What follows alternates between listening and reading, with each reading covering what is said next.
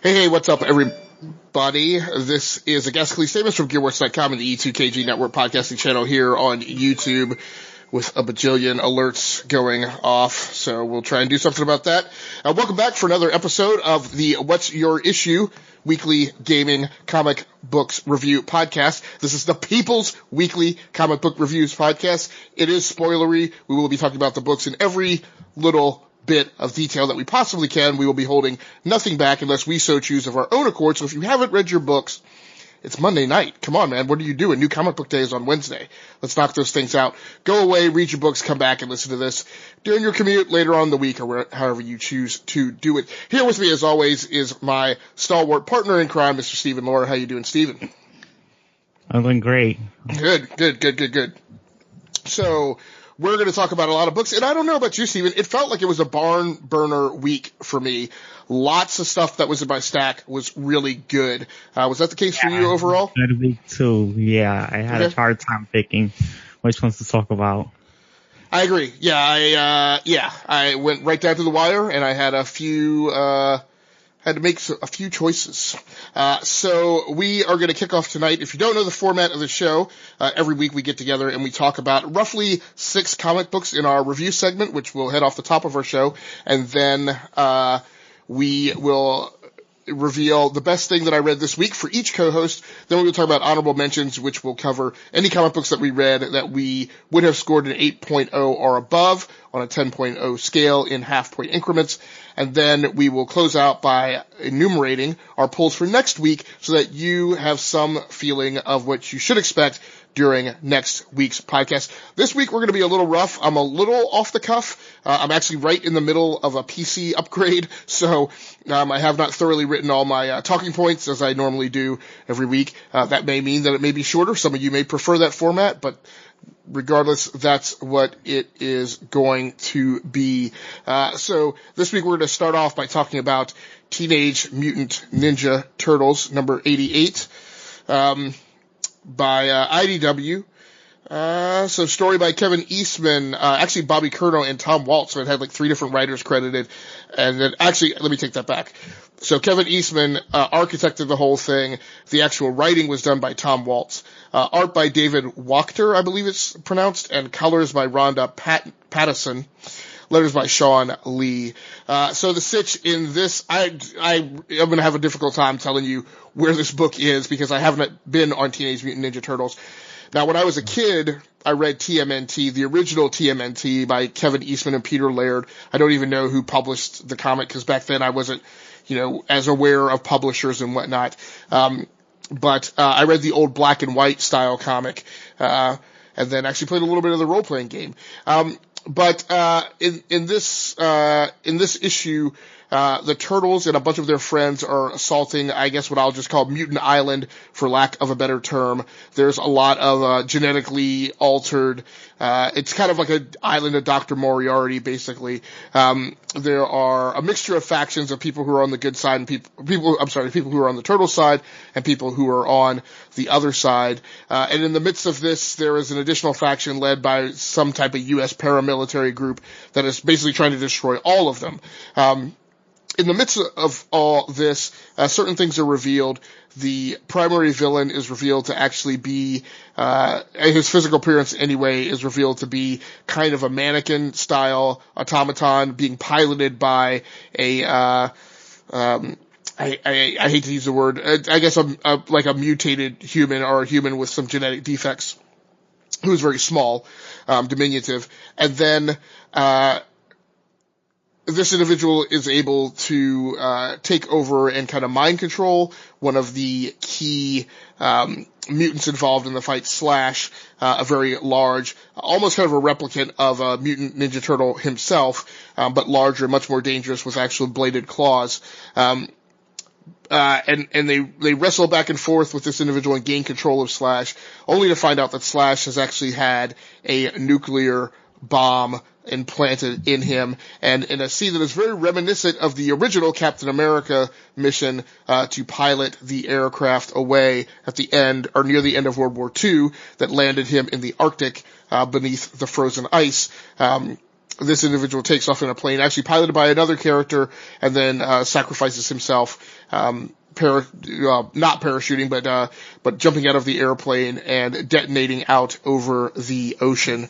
So the story this is actually one of the more moving stories that I read this week. There's a lot of emotion in a lot of the comics this week.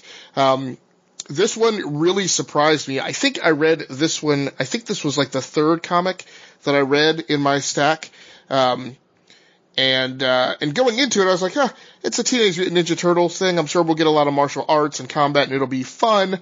But before that, I had read through Daredevil number 612 and Titans number 30, which were also particularly moving pieces emotionally. I didn't expect for this to kind of really hook me, from an emotional aspect, but it sure did. And actually, as we start to get the reveal of, what has gone on with Slash, I was really deeply rooted in the emotion. I kind of came off the tracks of the emotional hook when I realized that they were going to kind of Captain America it, and I was like, this has clearly been done before. But it was still pretty solid, particularly as on the other side of that bow wave, what you get is you kind of get, all the mutant animals, posseing up, really angry, that this has been done to them and their friend, and clearly about to take off on a road probably laced with a good amount of vengeance.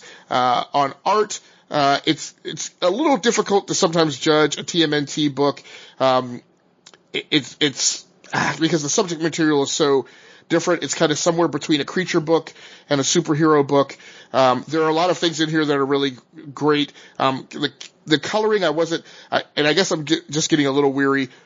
Years ago, we had this big thing in games where gamers used to always talk about brown games, and they hated brown games, and that was just kind of, the typifying color palette at the time.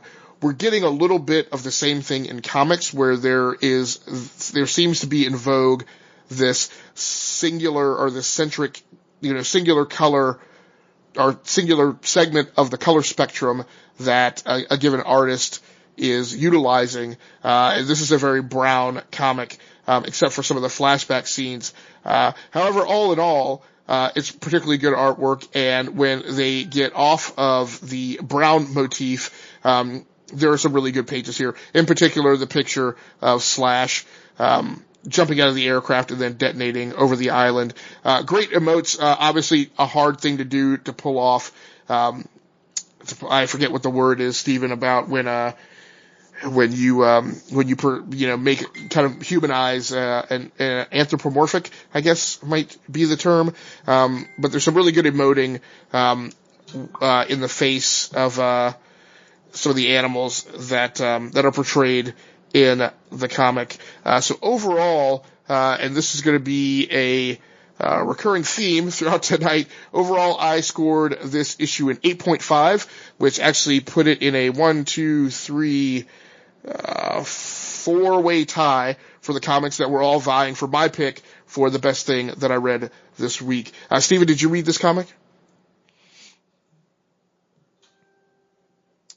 Steven, do I still have you? Or did I lose you? Steven's been having some connection problems. So I'm sure he is rebooting and trying to get back in. So we will just wing it for a bit. And actually, you're going to have to talk to me while I'm also trying to get the social media out, which is a little difficult to do when, hey, Steven, back? This is my phone right now. Okay. Did you read Teenage Mutant Ninja Turtles number 88? Yes, I did. That's why I just jumped on the phone, because I really want to talk about that. I didn't want to miss it. I'll talk about it. Yeah. What were your feelings on it? I loved it. I broke into tears reading that issue because I was not expecting to see Slash die like that, and that really, like, goddamn, this comic book is like trying to blow up my heart and throw it in the trash or something like that. I just was not expecting that, and So one of the things I mentioned, and it may have been while you were off air, is what I came off the rails a little bit when I realized that they were going to basically kind of parrot, to me, what was a lot of kind of the original Captain America story, where he's in a plane with a bomb that's going to go off, and he can't defuse it, and so he pilots it himself and crashes it in the Antarctic, and we kind of get the same thing here with Slash diving out of the airplane over the ocean and sacrificing himself. Did that impact you at all, or were you so caught up in the story emotionally that you were like, because I thought they were gonna try to actually find a way for Slash to actually come out alive. I didn't think it was gonna kill him off, but I should have seen that coming too. Because Ninja Turtles have killed characters before. I mean, they killed Shredder, and they killed Donatello before, but he came back. But yeah, I just still was unexpected by it, and I did like the interesting, crazy plot twist with Bishop's son being the actual villain. This whole entire tiny thing is Bishop is actually his son, and he's like portrayed as a Hitler, like he's a half alien, like a mutated human being, and he like blames it on he hates aliens himself for being the mutation he's become that his father did to him. I thought that was a pretty interesting story.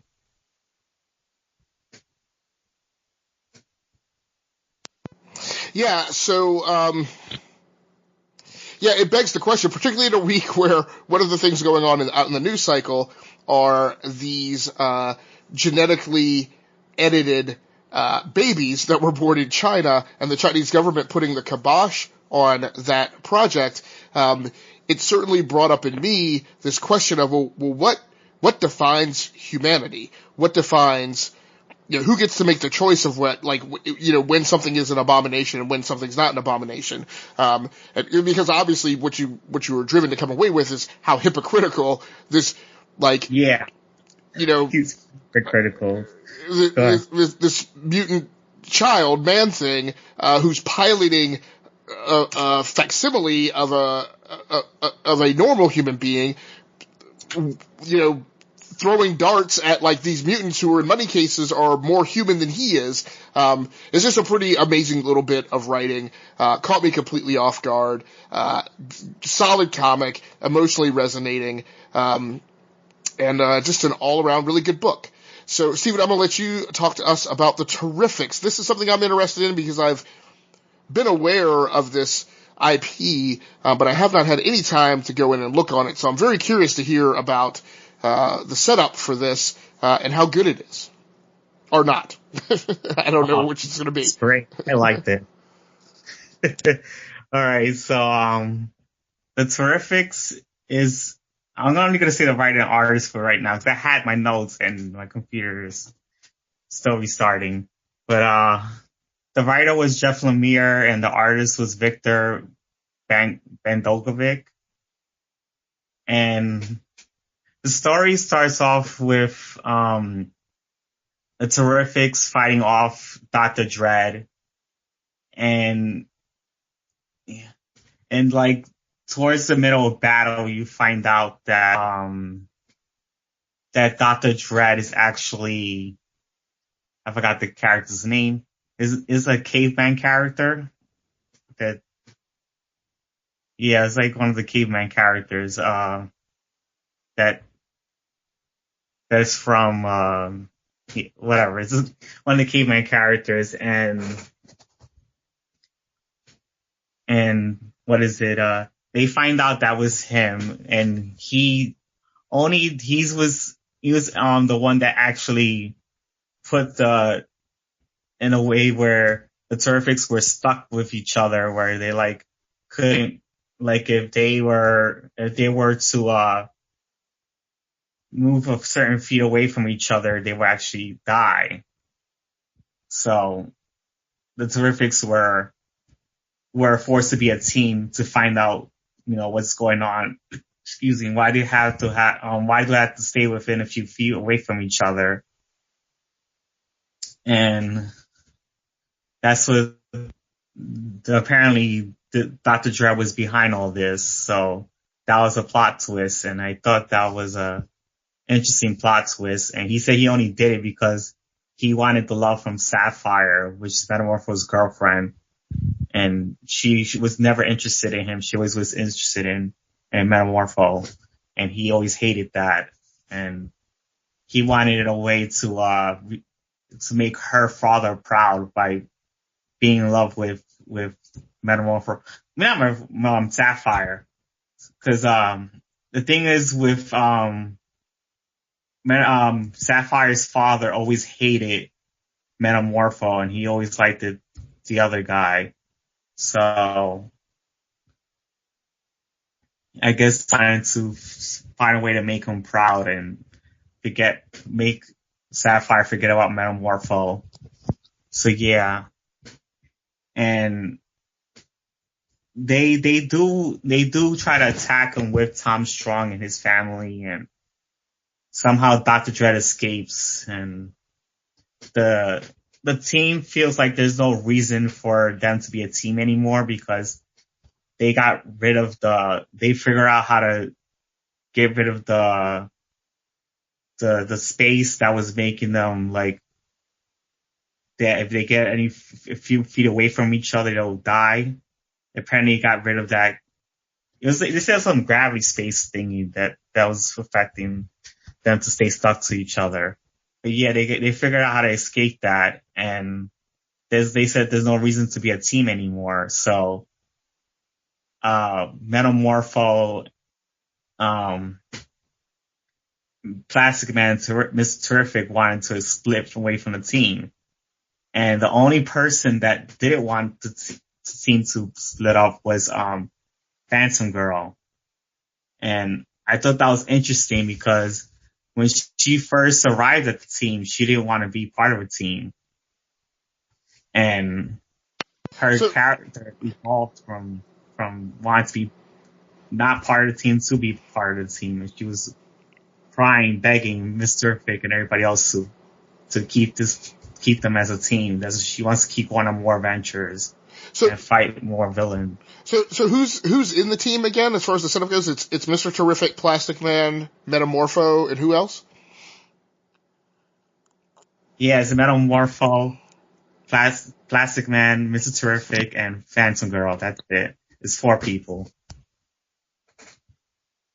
Okay, very good. It's basically the Fantastic. Yeah, right. Yeah.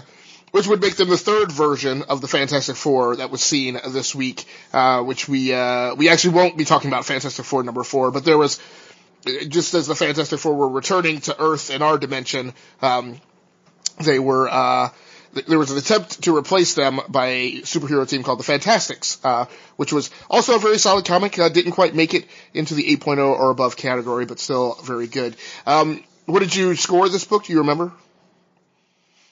I'll give it a 8.0.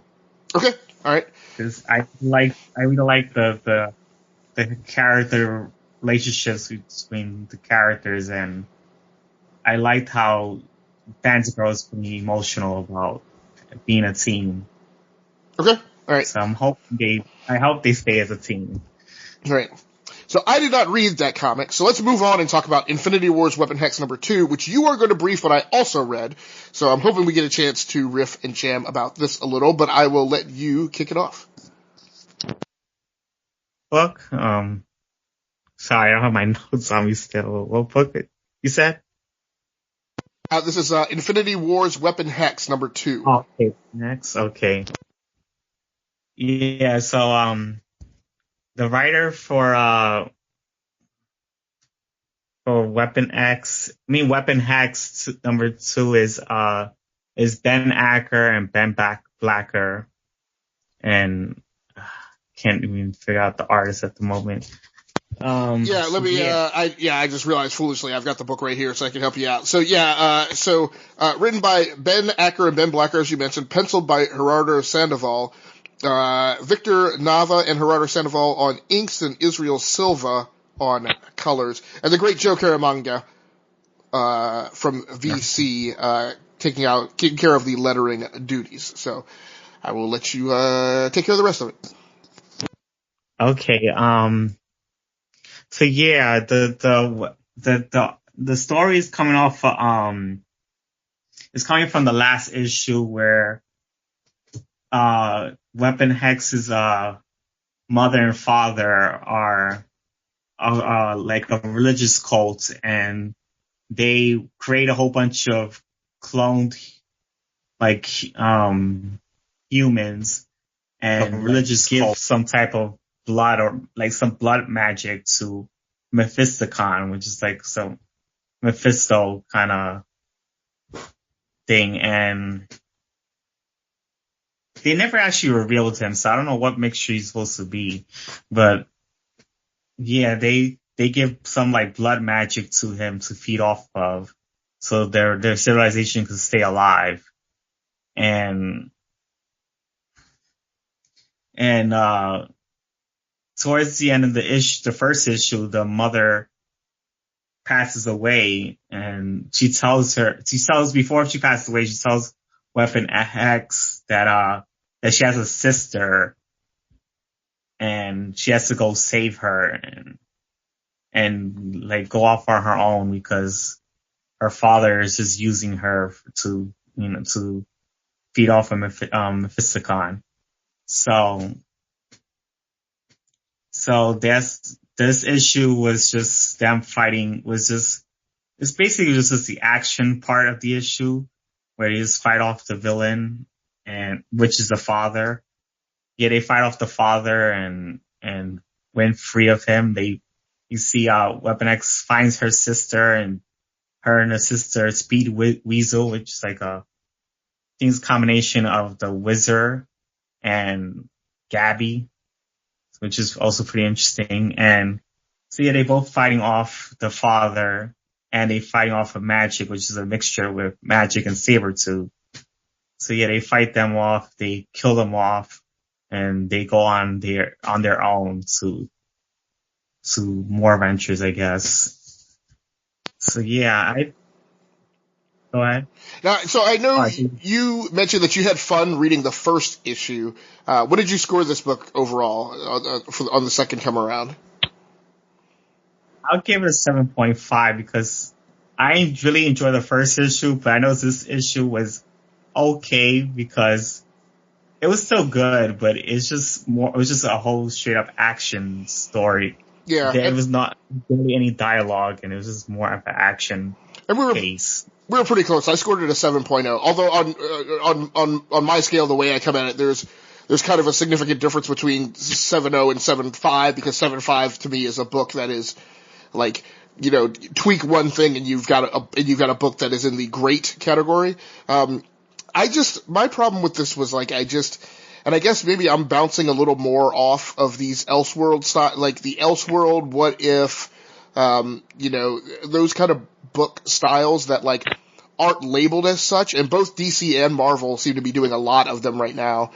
Like I'm just not as interested in it. I'm like, you guys have both of those, the big two publishers have entirely dorked their notion of continuity over the last kind of couple iterations of their universes. I feel like they're both kind of hitting a stride now between DC with Rebirth and Marvel with whatever they're doing, which I think they've chosen not to label as anything different. They've just dropped the Marvel Now branding that they were doing for the last few years.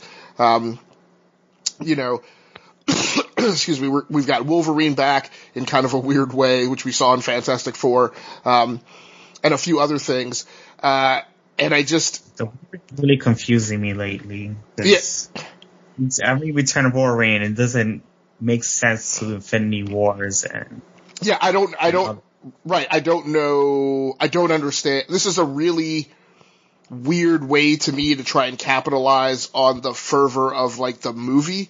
And I kind of feel like if you're going to do the MCU thing and you're going to label it off of a great comic book event or arc, then just capitalize your additional profits in your comic book market by the fact that people are going to go back and buy, like, the trades for that. Like, that's enough money for you to grab. Like, don't contort what's going on in the comic book universes to have the Infinity War name in it just so people go out and buy more comics when it's, like, really has nothing to do with what's going on in the MCU, and we're not interested in it because Infinity War happened for us years ago, and we read it then, and we get it why we should go see the movie, but and then for that to be going on the heels of Secret Wars Battle World, which to me was a complete travesty of events. I'm like, man, guys, just live in your continuity right now and give us great stories from that. It was a ho-hum book. I was like, yeah, I get it. It's got an art style that, again, drifted a little bit too much towards manga, which I feel like is another thing that seems to be going on more prevalently in Marvel than in DC. I was like, fine. Like, it didn't, and this is what I grabbed from your poll list last week. It didn't make me angry that I read it, and it didn't entirely feel like a complete waste of time, but it definitely didn't feel like I was rewarded for having it in my stack. Okay. Yeah, I could agree with that. Yeah. So let's go ahead and push on. So the fourth book in our review rundown segment this week is actually Titans number 30, which I have actually now onboarded this into my recurring poll list, because of the fact that 2 months ago, I grabbed it from your poll list and, kind of got enamored with it. It's very interesting. I guess what I hear, and again, I try not to keep up with this stuff, but I hear that there is kind of this effort going on at DC to get rid of the sidekicks, which I'm just like, I don't know, how are you guys ever gonna do that, right? And why? Like, you have a solution, take all the sidekicks and put them in the Teen Titans, right? Like you fix that problem. So I don't know. Yeah. Cause they have 3 teams already. They have Titans, they have Teen Titans, and they have Young Justice. Right. So, like, I don't know. Whatever. So this story, written by Dan Abnett, pencils by Minkyu Jung, John Dell and Scott Hanna on inks, Adriano Lucas on colors, and Dave Sharp on letters, who, again, it seems like Dave Sharp is doing the lettering for all of the comics in the DC universe. But that all being said, this was a very interesting issue, and it continues to earn high marks from me in reviews each week. This is continuing the story of kind of the journey of leadership of Donna Troy, and we're going to talk a little bit more about some kind of weird leadership arrangements going on in the DC universe. But this is one where they took out Nightwing / Red Robin, like any Robin that would have been in Titans, relegating Damian Wayne to be in Teen Titans, so that leadership juncture is gone. And then they removed any notion of Aqualad, so that leadership widget is gone, leaving Donna Troy to lead this ragtag group of Titans who consisting of Beast Boy, Miss Martian, who technically is a member of the Justice League, but was assigned to be their liaison, and now is kind of sort of really a member of the team. Beast Boy, a Raven who has lost her soul, and this new version of Steel, which I'm not really super happy about that it's a girl in armor, and she's African American, which just feels like a mimic of what they're doing with Ironheart over in Marvel. I don't know. But anyway, go ahead. No, go ahead. No, cause, she was in the preview 52, she's Steel's niece. So yeah, but I just she just took the man. Cause they couldn't figure out a name for her. Yeah. I don't need it. Right? So this is this team of Titans that is, it's just thematically weird because when the Titans title was relaunched, the whole point of it was to regather all of these sidekick heroes who you'd fallen in love with as members of the Teen Titans, and to really grow them up and make them this new team. And now we've completely drifted away from that. At any rate, it's good, but it's good. Dan Abnett's a great writer. He's obviously one of my favorites. I read a lot of his stuff when he was not doing mainstream comic stuff, and it's really neat seeing him, getting back to doing mainstream comic stuff. So, having had a brief, episode with the Ocean Lords, in a side issue that was intertwined with, Drowned Earth, which we are going to talk about this week. The Titans, retreated, basically with their tails between their legs, and boomboxed themselves clearly like halfway across the universe to a place on planet that they don't know where they are, and they've been trying to get off of it. It's completely a, Swiss Family Robinson kind of Lost in Space kind of, episode over the last 2 issues, which is, again, has been good. Part of what's going on in this is, Beast Boy, and I didn't know that this was a thing with him, but I guess, like, the more time he spends, particularly as, like, violent, animals, he starts to take on, elements of their persona and can potentially lose himself, in those animalistic instincts. So, that is what happened last episode. He came back to the camp and smashed a lot of the things that Steel had been working on to get them off the planet. Got into a fight with Miss Martian, and having already sustained injuries and then taking more damage in the fight with Beast Boy, loses her ability to conceal her appearance as a Martian and blows up into full-on white Martian mode. But amazingly, kind of does still, like, retains control of herself. She's still not, like, a murderous white Martian. Excuse me, I'm still fighting the cold and sore throat from last week. And so they just have a big old fight. On art here, I like what Jung is doing with the art. There's some incredibly detailed stuff going on here. And again, some great, effort at emoting in the portraits and the facials. Because it's, again, kind of a creature book. He's got to deal with Steel, who has an armored face, which somehow she's able to convey emotion through the armored face. I don't really understand that, but it's fine. But in particular, Beast Boy and Miss Martian, full-on creature feature, he's really got to, figure out a way for them to convey emotion, and he does a really great job with that. Also, a really great job with landscapes. The planet, is obviously completely fictional and doesn't really represent any type of geography, or forestation on Earth, and he's got to kind of wing that, again, getting some good help on colors, from, Adriana Lucas. On story, you really get a sense of the conflict and the struggle between the Titans. There's still very much this coming of age stuff, but again, it's a little matured and rounded out to be more of a mid-20-somethings coming of age and dealing with things.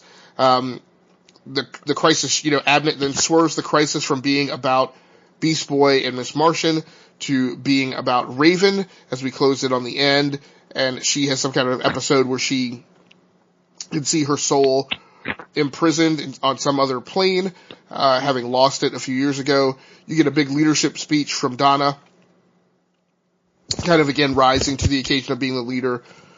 And also there's a no secrets, set of pages in here where, because apparently they didn't know that Miss Martian was a white Martian. But this is also the first time that Donna tells the team that Roy Harper has died, which she has known for several issues, but has been keeping from the team, fearing that they would get distracted by it. And then, I think, and then another thing that this comic does well is I love cameos and I love reveals and I love, like, when I can hear the big heroic music anthem, like, playing in the background, when you turn the page. In the midst of this, one of the things Steel has come up with is he's cobbled together enough parts to fire off a, distress beacon. And in the last page of the book, in a big splash page portrait, that beacon gets answered by Kyle Rayner. And this in a time where after, I think it was Robert Venditti just completed his run on Green Lanterns, and they kind of shut all the Lanterns books down and are just restarting them, and you have, the name's escaping me for some reason, Jeff Johns returning to write about, Hal Jordan, you've kind of had a lot of the other Lanterns who have recently stepped to the fore in the last few years, have faded into the background, and we're not seeing as much of them. So this is a really cool opportunity to bring Kyle Rayner into the picture. And, with a slightly different uniform, he's added some kind of armor pieces on to his forearms and the boots. So it's interesting to see, where they head with that. Steven, did you read this book at all? Yeah, I did read this one. I did enjoy this much more than the other ones. And I just liked it because, the characters had a really emotional moment, like with Beast Boy fighting Miss Martian and Miss Martian revealing her identity, and Donna Troy revealing that Arsenal had died, and it was a lot of emotions to consume. I actually enjoyed that flow of characters growing up and learning about each other and working as a team. They actually were able to work as a team, and I thought that was interesting in this book. Yeah, and after a good bit of struggle, so they really kind of earned it. Again, this was another one of the issues that was caught in a four-way tie this week, with me having scored this book an 8.5. The fifth book in the rundown, and my last book in this segment, was Daredevil number 612. So this brings to conclusion a pretty amazing 2 years of serendipity where you have Charles Soule, who at one point was writing a lot of books across both DC and Marvel as a freelancer, and then and also practicing law in his law practice. He eventually became a full-time comic book creator and was brought over to Marvel under an exclusive contract. Shepherded the Death of Wolverine, some of the books that spun off of that, and then has also been mixed into the Star Wars desk and other things, and for a while leading up to that, another one of his big things is he was writing She-Hulk, which was a natural pairing because Jen Walters is obviously a lawyer.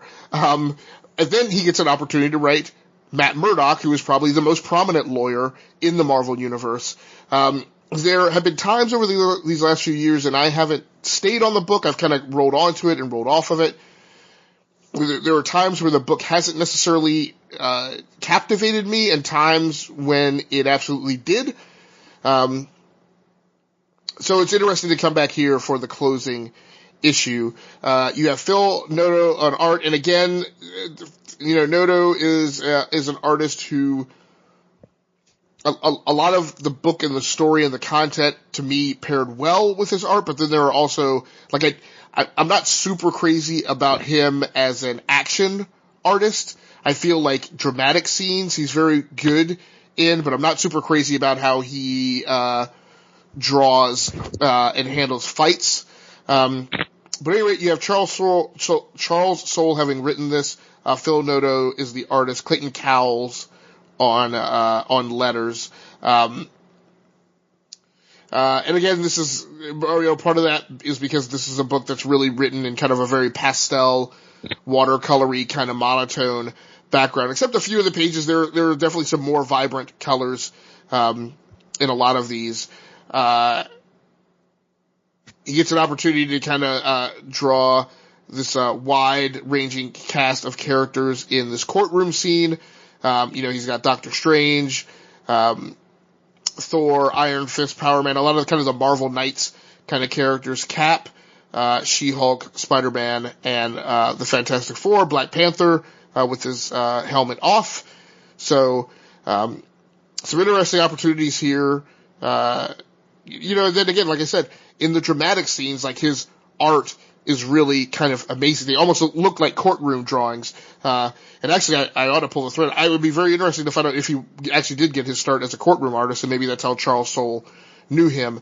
And again, the dramatic scenes are really great. In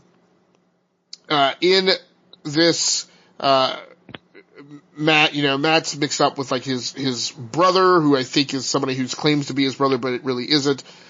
He winds up fighting a person who's much more, just as much a match for him as Bullseye. I forget what this villain's name is. I think it's Vigil, or something like that. Oh, yeah, it's a new character. Yeah. And then we also get an opportunity to see some of the Inhumans that Matt has been working with, which was a really interesting part of this whole, 2 or 3 year time period that Soule has been writing it. What's very interesting here, story-wise, is at the end of this, what we find out is that this whole thing has been basically a big dream sequence. Matt has actually been on the table, having been hit, I think, by a semi-truck in the preceding issue, and has actually been fighting for his life while he's been undergoing surgery, and he doesn't make it.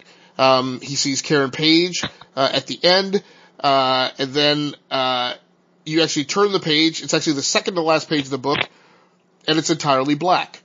And I actually paused on that page for a good 5 to 10 minutes because I wasn't sure. I didn't tap my iPad to see, is this the last page? Am I going to turn this and there's going to be nothing? It's just going to be Charles Soule signing off. So I really just kind of sat there and I was like, I don't know if I want to turn this page. So you turn the page and there's a few, remaining words, which is basically Daredevil, Matt Murdock dying. It's the last things he says before he fades. And then Charles Soule, scripts, at the bottom of the page, the end. And that's a wrap. Now, because of the pretty severe ending in this book, I actually read through some of the letters, back pages, which I tend to do when the creative team is signing off. And there's all kinds of stuff, associated with this ending. We know it's not the end because we saw, we got the word on Twitter that Chip Zdarsky is taking over Daredevil. So it was so this is one of two major deaths, I think, that we saw this week, where, a character dies, but we know that we immediately are told that they're not really dead, which, again, you get to, does that kind of diminish and marginalize the whole event? But the one thing that was weird for me, and the one thing that I think is the reason why I scored the book highly, and I scored this an 8.5, and we're going to talk about that a little bit as well, about, why was it not a 9.0 or higher, given that it's the sign-off of a creative team and the death of a character. I think there's a reason for that. But I've read a lot of Charles Soule, over the last, I guess I'd say 4 years or 5 years since whenever he came on the scene, as a major force, back in DC when he wrote his whole, Superman Wonder Woman, run. One of the reasons, so again, this was a book that I was like, I don't normally like the unreliable narrator, right? Where there's a scene being painted and that scene is really not the thing, but you're normally incentivized to trust the exposition going on in the background, and then you get through this and it's a dream. A momentary gut reaction to say, here we go again, right? We've done a trope or a cliche or something that's been done before, but it's so well written, that I'm like, no, I don't feel that way. I feel like it's okay. I mean, it's Charles Soule, right? Certain writers, I think I don't even want to say get away with it. Certain writers can pull it off, even when it's something that's been done before. So I know this was a big issue for you in your stack, and I want to kind of hear what you thought about it as well, Stephen. Oh, I actually hated it. I didn't like it at all. I gave it a 5 for me. It's just that, I kind of just it felt cluttered to me, that the whole entire story, the pacing was really not working for me. And I just didn't like the ending part where it confused me, where they was telling me I wasn't sure if this whole entire book was a dream or only partial of the book is a dream. And that kind of disappoints me if the whole entire story is a dream, because then I don't know where the whole story is capitalizing off. Because Kingpin was mayor in other books. Like, they would show him as the mayor of New York in other books. So I'm like confused of what part is actually canon, what isn't. Yeah, and I definitely get how that could have happened. I mean, they do say in the book that they do address that. So the Kingpin is still mayor of New York. Daredevil does not defeat Vigil. And there Also, yeah. So there's a specific page where maybe where they show him on the operating table. He says I've won nothing. And then there's a couple panels where he says, there's no moment of realization that I needed to use the time I had. No grand unmasking of Frank McGee and the others. No last tragic night. No battle against incredible odds. No redemption. No perfectly timed reveal. He specifically says there's no perfectly timed reveal of just the information I needed to bring the Kingpin to trial. So the whole thing about the Kingpin going to trial is completely in the dream world. That really disappoints me. Yeah, no outpouring of support from the city's heroes, no glorious takedown of Wilson Fisk, no final epic fight with the Vigil. So those are the two things that specifically struck out to me, lettered in those panels, which was he didn't take down Wilson Fisk, so Wilson Fisk is still the mayor of New York. Because I thought nicely on how he took out the Kingpin, like how he revealed everything, and it's just kind of disappoints me that was all a dream. Well, and that's the interesting thing about the creative process, right?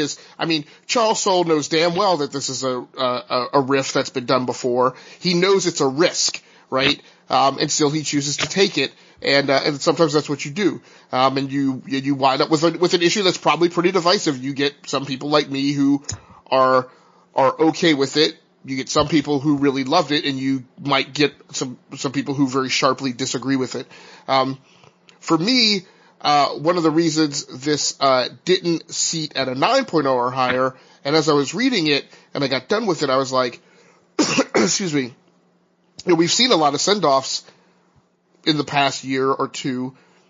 This was good, and it was up there, but it didn't exceed a lot of the other send-offs. And the one in particular that sticks out of my mind is the Brian Michael Bendis send-off of Miles Morales, when he wrote that final issue. And again, there wasn't a lot of fighting. It was a heartbreaking issue. You get Miles, almost dying, and all the heroes and friends who come in and sit with him. And it's a very emotional issue. But to me, it's a bigger send-off than this is, at least as far as how it sticks the landing. So Steven, let's go on and talk about the final book in the review segment, another issue that we both read. And I think I may have written the number down wrong. It's Batgirl number 29. Yeah, I voted that wrong at one point too, and I corrected it. I remember I did that. So this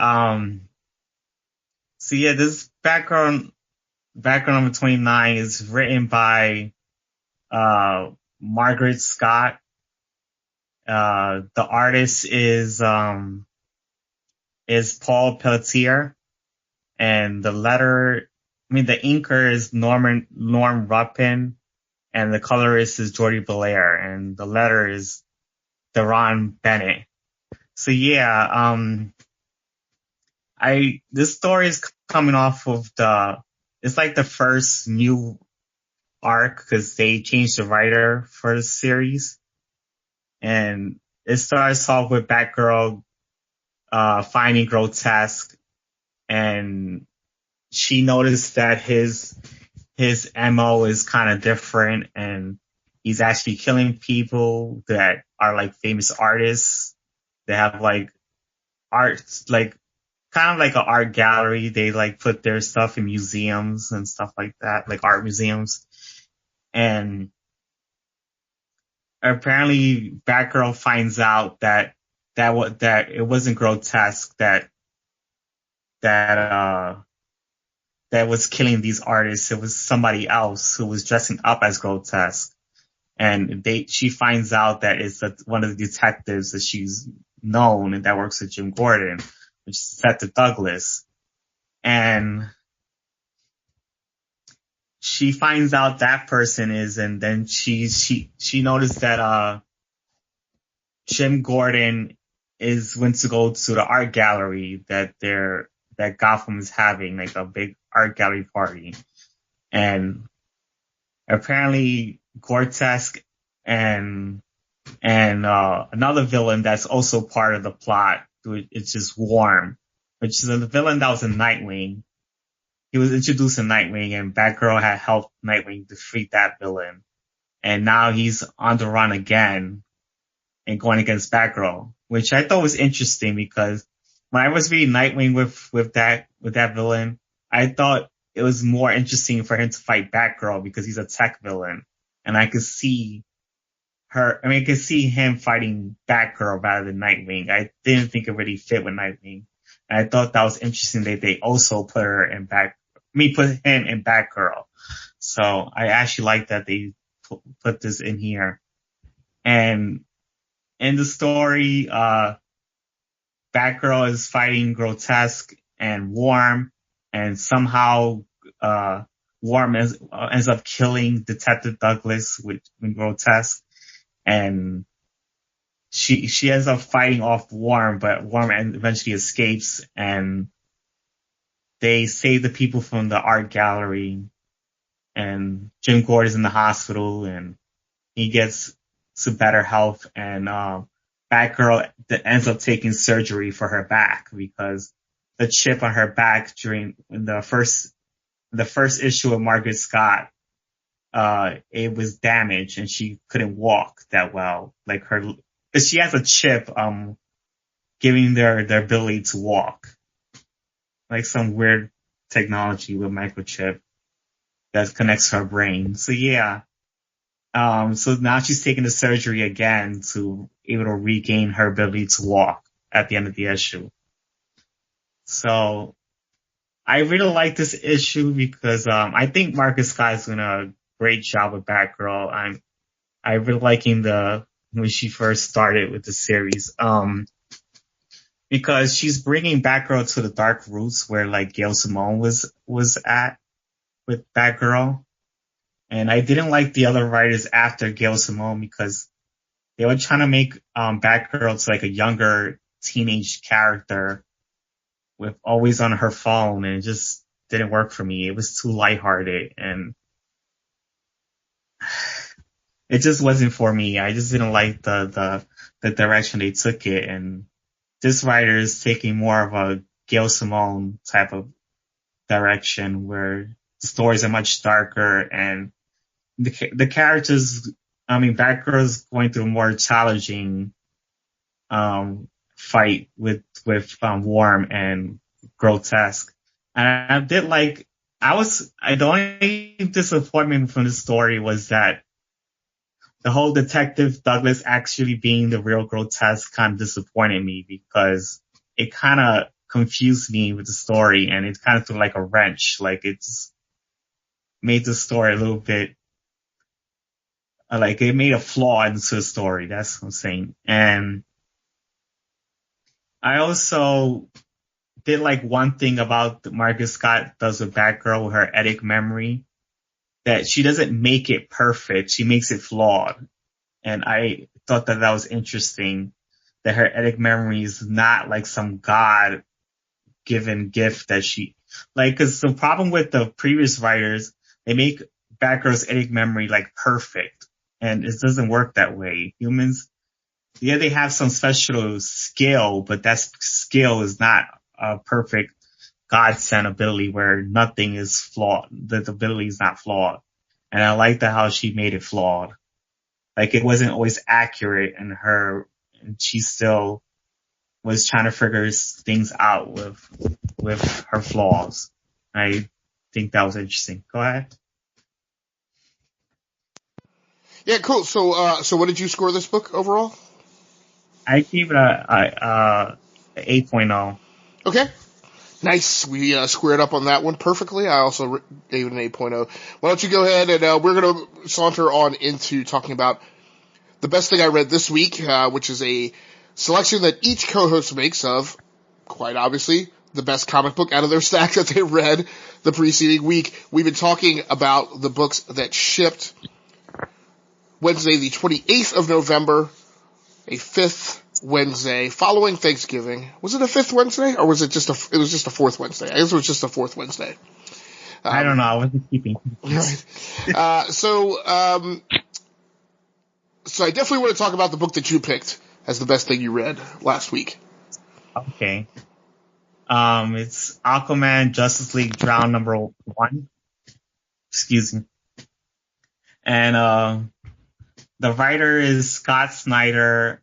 Artist is France Manipul, Howard Porter, and it was Scott Lewinsky. He had 3 artists. And the colorist is Francis Manipul and Hi-Fi. And the letter was Tom Lapatino. And yes, that's about it. There's no information on who the ink is, but that's it. But yeah, the book was coming off of it leads off with Mera, Superman, and the Flash, fighting off the ocean gods. I mean, they're from that planet. And they're Black Manta, and apparently Aquaman and Wonder Woman meets up with them, and they all fight off the villains. And they also, in the middle of the story, there's a discussion when they escape, there is the discussion between Mera and Aquaman whether they should kill the gods, or they were arguing whether they should kill the gods or find a way to stop what they're doing and come to some type of agreement where they can be able to save their planet or whatever. So yeah. So Aquaman when they went to go fight again, Aquaman was able to push them to the other side and decided to free the humans from the water and to not fight with Aquaman and just, make peace. And I thought that was very interesting, and I kind of liked that they was able to make an understanding of each other. And the only thing is that Black Manta disagreed with the ocean gods were doing, and they ended up, Black Manta was fighting Aquaman, and they removed the power from Black Manta. And I thought that was interesting, and the fighting scenes is very well done. I did like that, and I liked I thought that was interesting how they was using the artifact, the Tear of Extinction, where Mera was using it to fight off everyone. That was also interesting, and I think I also thought it was interesting how Aquaman ended up sacrificing himself in order to defeat the ship that Black Manta was in. And so yeah, the ship I thought that was interesting how he went to go destroy the ship and apparently free everyone from whatever was affecting them. And I thought the story came well together. I didn't notice there was 3 different artists in this book, and it didn't disrupt the flow of the story. It was very well done to me. I was able to still enjoy the story with 3 different artists. So I would give this a 9.0. Okay. Yeah, that wasn't that too far off from you. I gave it an 8.5. And it actually fell short of a 9.0 from me, because of the 3 artists. And I agree. Now we had another book in our stack this week. I think we both read Wonder Woman #59, which I was not a huge fan of, and that that had a pretty jarring shift in artists. Yeah, didn't like between I think it was Carl. I can't remember what the first, but it was Nico Leon, also on Wonder Woman, who, if I have that correct, right? I think, or maybe it's just no. Nico Leon was on some other book that I read this week in conjunction with another artist. This was actually Carrie Nord in this one. It's the Nico Leon book that I read this week, though, and I can't remember. Maybe it was Titans that he was on. I think that was it. Sorry, I said I would be a little, no? Glad damn it. There was some book that I read this week, and it's the second week in a row. Oh, Fantastic Four. Oh yeah, that was a mess. Yeah, so he was on with Stefano Caselli, who I think is a really great artist, and that shift between the two of them was very abrupt and jarring, and very severe in the difference between those two art styles. This one we have Howard Porter and Francis Manapul, and when the two of them did the art for this entire arc in different books, different issues, I was okay with it. Again, Howard Porter does a very specific art style, but then he also, there's a lot of experimentation, I feel like, with the things that he does, and there are some things that, like I mentioned when I reviewed the one issue of this arc that he did by himself. When he's on, but man, where he's off, and there's always like 10% that's not quite landing, it is, it shakes you right out of the story, right? You're like, whoa, wait, why does that Superman look like that? There's some really great classic Justice League moments in here. I feel like we get eye patch Superman, also with the jacket, because, when Mira, Flash, and Superman are in the throne room, apparently one of the things they did was they grabbed a lot of the, coats and clothing that had been left in the throne room, and that was, those garments would protect them from the waters from being transformed, into fish people. Again, you get some great heroic, like, music swelling in the background kind of moments where, Black Manta turns on the Sea Lords, the Ocean Lords, and, throws Aquaman, like, off the side of the ship. But Aquaman has grabbed on, and kind of gives Black Manta this big comeuppance response, because Manta's saying, you got your power back, what good does it do you? And Aquaman's like, well, when you've transformed all of the superheroes on this planet into fish, my aquapathic powers are like really a big deal. So I thought that was pretty awesome. Just the way the whole story is kind of brought around in the end was really cool. You get Aquaman, making, when they get to the point where the Death Kraken is still a problem for them, even though they've defeated the Sea Lords and Black Manta. You get a panel, lower right-hand corner, you get a panel that very clearly from Aquaman emotes, that he's about to sacrifice himself. And I'm like, I don't want this to happen. It's a page that I paused on, not for quite as long as I did on the single black panel page in Daredevil number 612. But, excuse me. This is when Aquaman's gonna be alive. Well, I didn't. I thought they were about to take him off the chessboard, which would make sense after an arc, where he featured very prominently, and potentially would make sense. I don't know. Maybe it makes sense when his movie is about to come out this month, because maybe you take him out of comics so that what's going on in comics doesn't distract from the story that they're telling on the big screen. I don't know. I was very happy to see that they were not removing him from the chessboard, and maybe it's yet again another opportunity for Wonder Woman and this Wonder Woman Aquaman pairing that's been going on. Yeah, I like that. They connection now with each other. Yeah. Well, and in the past, the most interesting connection that I'd seen written into the pages of the Justice League were when Aquaman and Gian Jones were co-chairs of the Justice League. I thought that was a very awesome moment in the Justice League's history. I mentioned a little bit about how we have some weird leadership things that are portrayed and written into the comics this week.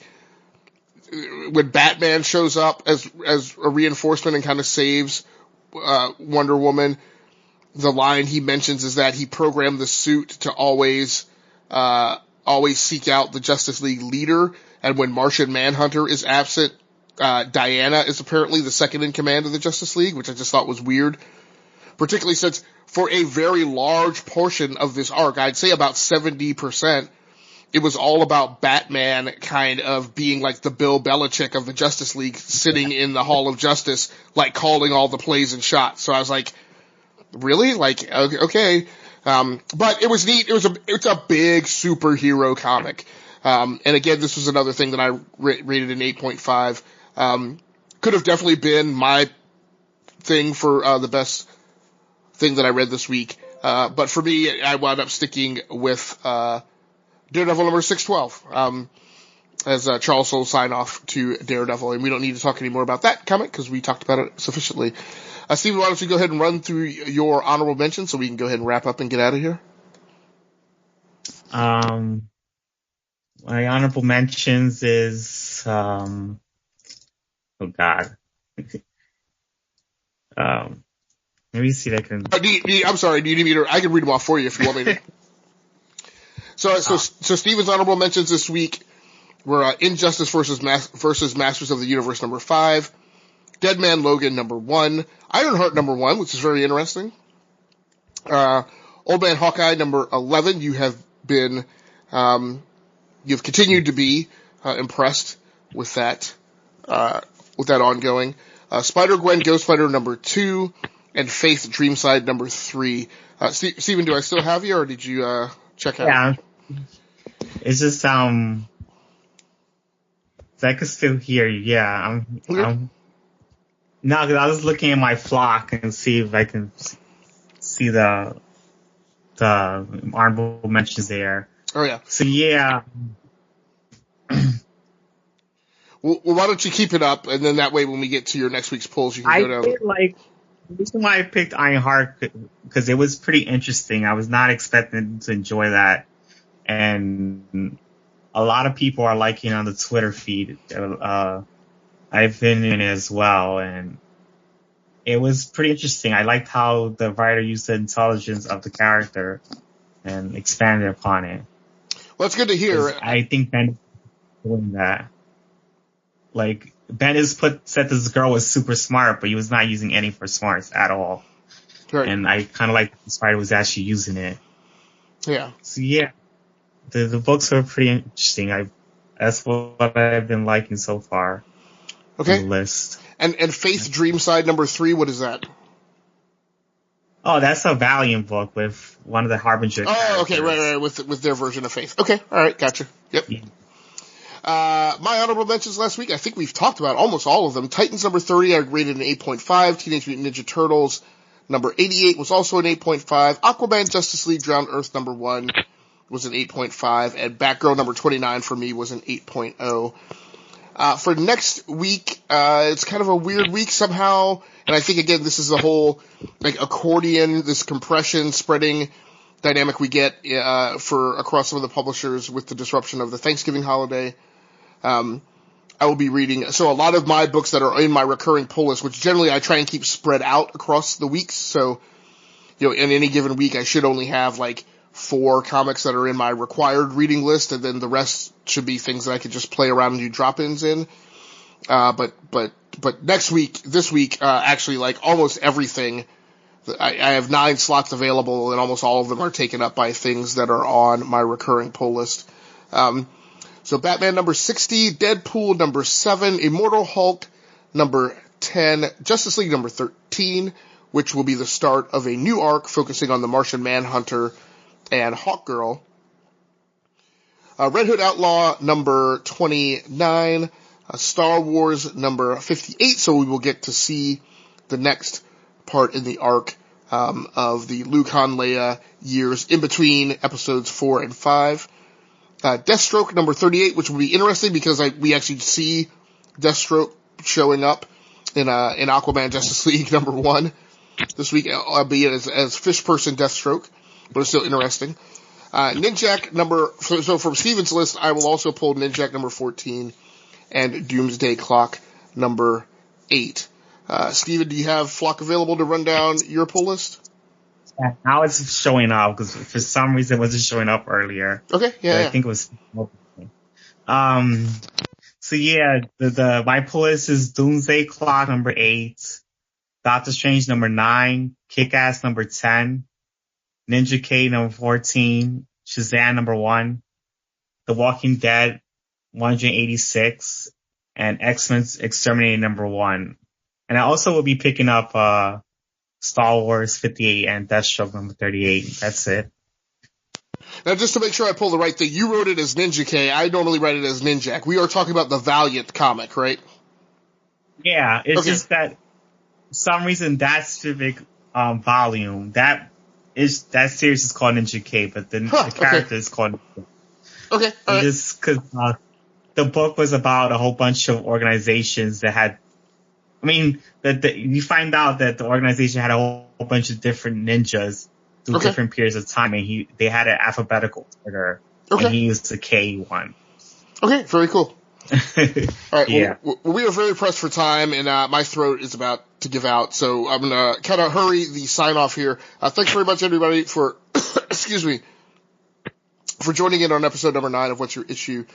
Once again, as always, on behalf of Gearworks.com, the E2KG Network podcasting channel on YouTube, the Rounding Off Affinity Gaming channel on YouTube, and the For Love of gaming page on Facebook, Ultimate Awesomeness and its entire ring of content. The podcast is available on YouTube, Pocket Cast, SoundCloud, and iTunes. Come back here next week. We will be running down the comics again from all the things that we read and the comics that we just told you would be on our pull list. That's going to do it for us for tonight. Thanks so much for joining us, and thanks so much for the continued support. The viewership and listenership continues to see me to grow at a pretty atmospheric rate. I'm really, excuse me, amazed and impressed, and so thankful that so many of you out there consider our opinions to be something worthy of listening to. Feel free to show up here at any time to join in on the live show. Feel free to hit up the E2KG Network on Twitter or Ultimate Awesomeness on Twitter, and let us know if you have any input or feedback, or in particular if there is a comic that is out there that you want us to read. I've actually done a bad job. I'm sorry I've been sick, but I know a couple publishers have reached out to us on Twitter. They've just caught me at times like coming in and out of town for Thanksgiving and while I've been fighting this sore throat. So my apologies to those publishers. I will try and get it in my task list to get back to you guys in the coming week. And I actually, there's one email account I have to check to see if one of the publishers sent us something that they want us to review. So that's going to do it for us. Thanks so much, excuse me, for joining in on this episode. We will catch you next week. That's going to do it for us. We are out. Yeah.